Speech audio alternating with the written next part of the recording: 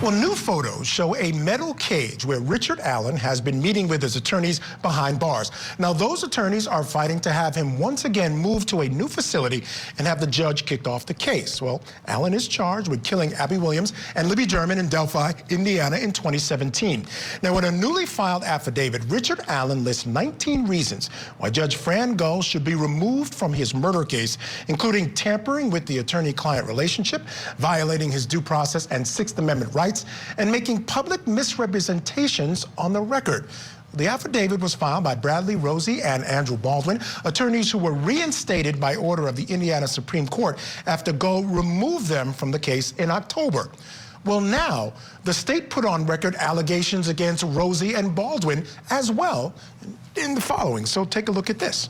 Violating a gag order. Right? These are the claims against them, that they're in contempt of court for these reasons. Negligently allowing access to crime scene photos. Improperly allowing third-party real-time access to evidence. Leaking confidential court filings to third parties. And they also say Rosie and Baldwin have not been entirely honest with the court, and they list the reasons. Well, this case has been full of twists and turns, and here is Court TV crime and justice correspondent Matt Johnson on just how we got here. Best friends 14-year-old Libby German and 13-year-old Abby Williams were dropped off for a walk at the Monon High Bridge Trail in Delphi, Indiana, and were never seen alive again. They got out of my car. I made sure they both had sweatshirts. I told them goodbye. I told Libby I loved her. They walked out, and that was the last time I saw them. They never showed up to be picked up, and the next day, February 14, 2017, search volunteers found the girls' bodies in the woods. The mystery of the so-called Delphi murders was a big story across the country, and investigators revealed very few clues, including possible suspect sketches and parts of a recording found on Libby's cell phone. Nearly 6 years had passed with no real leads. Then, in October of 2022, a break in the case, an arrest. Today is not a day to celebrate, but the arrest of Richard M. Allen of Delphi on 2 counts of murder is sure a major step in leading to the conclusion of this long-term and complex investigation. Police revealed their suspect had been living in plain sight all along. Richard Allen was a local husband and father, working as a farm tech in the town's CVS. Now we have a person charged with it, right? We have a face, we have a name. What would you say to Libby after you finally got this guy behind bars? Oh, I believe that she helped lead them. I believe that she was steering all along. And I believe she's up there quite excited. According to the probable cause affidavit, Allen placed himself on the trail when interviewed by police in 2017 and admitted to seeing the girls there. Police say an unspent round found near the girls' bodies went through a gun that belonged to Allen.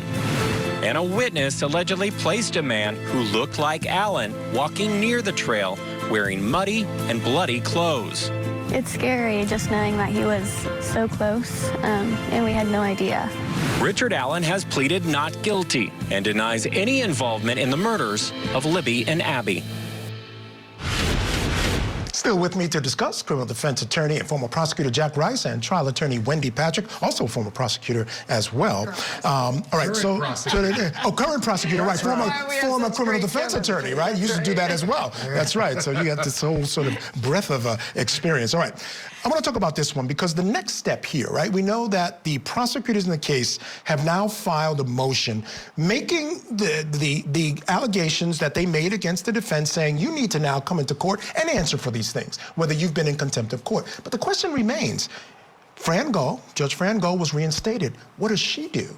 Does she bring them in to answer about contempt of court, or does she bring them in to get them thrown off the case again because she claims she's got enough to do that? She's bringing them in, and she's going to throw them off this case. Yeah. Now, if we look at what happened before the Supreme Court, the Chief Justice was very clear saying, you know what, a judge doesn't just get to remove the lawyers because she doesn't like him, or she doesn't say even why. It's a higher standard than that. And in this case, I think there was a question about her behavior. And so she's going to come back and she's going to go down a long list of these and simply say, the reason that I removed you was because of this, this, this, this, this, and this. And then you say, you want to take that back up to the Supremes? Good luck. Yeah. You know, Wendy, there was a laundry list of things that these attorneys did.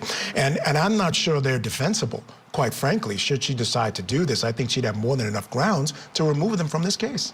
Well, here's what she's going to do. She's going to make a record. Yes. But the way she does it, I think, is going to sort of mirror what we saw in the Murdaugh case. Is what she's probably going to do is first lay out not just this laundry list, but supporting facts and evidence. She's going to shore up those allegations to where they're more than allegations. They're substantiated. They're corroborated. There's going to be a lot to this type of a hearing that's going to then at the very end justify the decision she makes. Now, why? We live in a day and age where allegations fly. They go viral. People sometimes are tried and convicted in the court of public opinion before a shred of evidence is introduced in a court of law.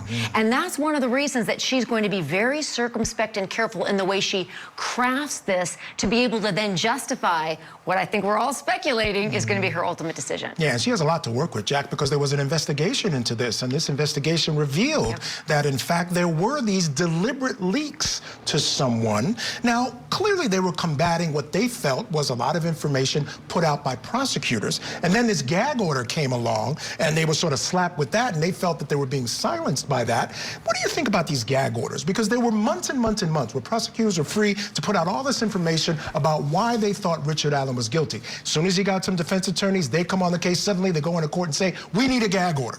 You know, that frustrates me a little bit. Gag orders can be incredibly frustrating because, remember, it starts with the perp walk. And then they lay out all this evidence and they start talking about how this horrible person did X, Y, and Z. And they talk about it for months and months. And then all of a sudden there's attorneys on the case, and this is even before charges, right? And then it starts and you roll it out. And then at some point the defense is saying, hold on a second, you have just impacted the entire jury pool.